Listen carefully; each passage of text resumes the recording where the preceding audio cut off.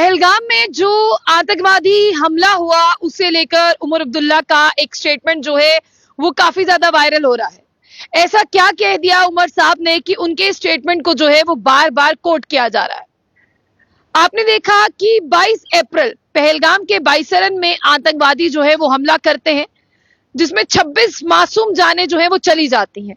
उसके बाद ये जान जो है वो एनआईए के हाथ जाती है और एनआईए ने कुछ दिन पहले जो है वहां के पहलगाम के 2 लोगों को जो है वो गिरफ्तार किया है और उन्हें रिमांड के लिए कोर्ट भी लाया गया था।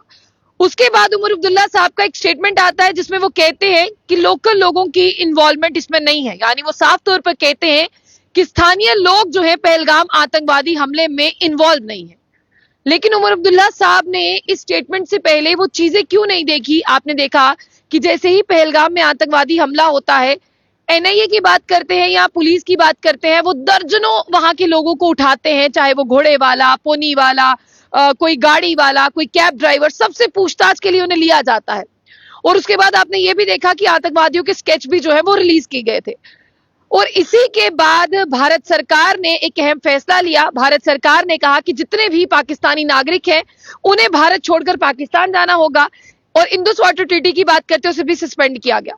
और उसके बाद आपने देखा कि जितने भी भारतीय नागरिक पाकिस्तान में रह रहे थे तो पाकिस्तानी सरकार ने कहा, पाक सरकार ने कहा कि इन्हें भी जो है वो वापस जाना होगा, क्योंकि अगर हमारे नागरिक वहां से वापस आ रहे हैं तो फिर इन्हें भी जाना होगा। लेकिन उस बीच जब उमर अब्दुल्ला की बात करते हैं, उमर अब्दुल्ला साहब ने साफ तौर पर यह कह दिया है कि लोकल लोगों की कोई भी इन्वॉल्वमेंट पहलगाम टेरर अटैक में नहीं दिखती है। हालांकि उनसे ये पूछा जाए कि जो 26 लोगों की जानें गई हैं, लेकिन उन्होंने ये आतंकवादियों के बारे में भी जिक्र करते हुए कहा कि देखिए बार बार रिपोर्ट्स ये दावा कर चुकी हैं कि वो पाकिस्तान से आए हुए थे, उनका यहाँ पर जो है कुछ भी नहीं था। लेकिन देखिए आगे वो ये कहते हैं कि एनआईए के पास जांच है और एनआईए जांच कर रही है। एनआईए ने यहाँ के 2 लोगों को पकड़ा है जो पहलगाम से ही ताल्लुक रखते हैं। आगे वो ये कह रहे हैं कि देखिए जो अभी इन्वेस्टिगेशन है वो चल रही है, 2 को यहाँ पर हिरासत में लिया गया है, नेशनल इन्वेस्टिगेशन एजेंसी ने लिया है। हाँ, वो ये मान रहे हैं कि उन्होंने शेल्टर दिया, उन्होंने लॉजिस्टिक सपोर्ट दी, जिसमें खाने वाली चीजें वगैरह वगैरह उन्होंने दिए। लेकिन वो कह रहे हैं कि अभी भी एनआईए की पूरी जांच होना बाकी है। वो क्या कुछ रखते हैं उन पर मेरी पहली नजर रहेगी और मैं भी ये देखना चाहता हूं कि इनके पीछे क्या सब चीजें छुपी हुई हैं। और वो साफ तौर पर कह रहे हैं कि देखिए मैं मानता हूं कि अगर एनआईए ने इन्हें हिरासत में लिया है तो इन्होंने उन्हें खाना प्रोवाइड किया होगा, इन्होंने बाकी चीजें उन्हें प्रोवाइड की होगी। लेकिन अब इन्वेस्टिगेशन चल रही है, जैसे इन्वेस्टिगेशन किसी कंक्लूजन तक पहुंचती है, जो चार्जशीट यहाँ पर हमारे हाथ लगती है, हम उसमें देखेंगे कि क्या कुछ प्रोसीडिंग का जो है वो दायरा रहा होगा।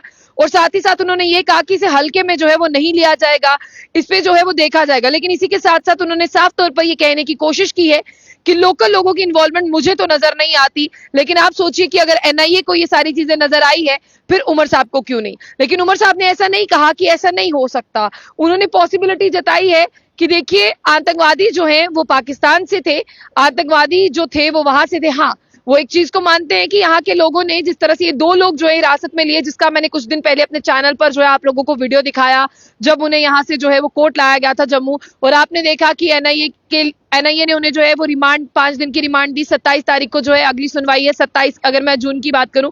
इसी के साथ साथ मैं आप तमाम लोगों को ये कहना चाहूंगी कि उमर साहब का ये स्टेटमेंट जो है हर कोई कोट कर रहा है, हर कोई ये समझना चाहता है कि उमर साहब ने क्या कहा। जो लोग इसे गहराई से नहीं पढ़ रहे वो तो कह रहे हैं कि उमर अब्दुल्ला गलत कह रहे हैं, और जो लोग पढ़ते हैं उमर अब्दुल्ला ये कहते हैं कि हाँ इन्होंने खाना, शेल्टर, बाकी सारी चीजें जो है वो मददगार ये उनके हुए हैं, लेकिन हमले में जो इनका इन्वॉल्वमेंट है वो नहीं हो सकता। लेकिन अब उमर साहब की बातें कहां तक आप लोगों को समझ आती हैं। हालांकि उमर साहब ने कहा कि एनआईए जो जांच कर रही है उस पर हमारी जो है वो सारी नजर रहने वाली है। उसके बाद जो चार्जशीट होगी उसे भी जो है हम पूरी तरह से टैली करेंगे और देखेंगे कि क्या कुछ हो सकता है। लेकिन हाँ, जहां तक हम इनकी सरकार को जानते हैं, जहां तक ये सारी चीजें हैं, देखते हैं कि क्या कुछ होता है। लॉ एंड ऑर्डर के अगेंस्ट तो कोई नहीं जा सकता। फिलहाल देखने वाली बात होगी कि इन्वेस्टिगेशन में क्या कुछ नजर आता है और एनआईए की चार्जशीट जो है वो क्या कुछ है, और 27 तारीख को जो अगली सुनवाई है उस पर भी हमारी नजर रहेगी। फिलहाल इतना ही। जाने से पहले जो बुलेटिन न्यूज को लाइक को फॉलो करना ना भूलें।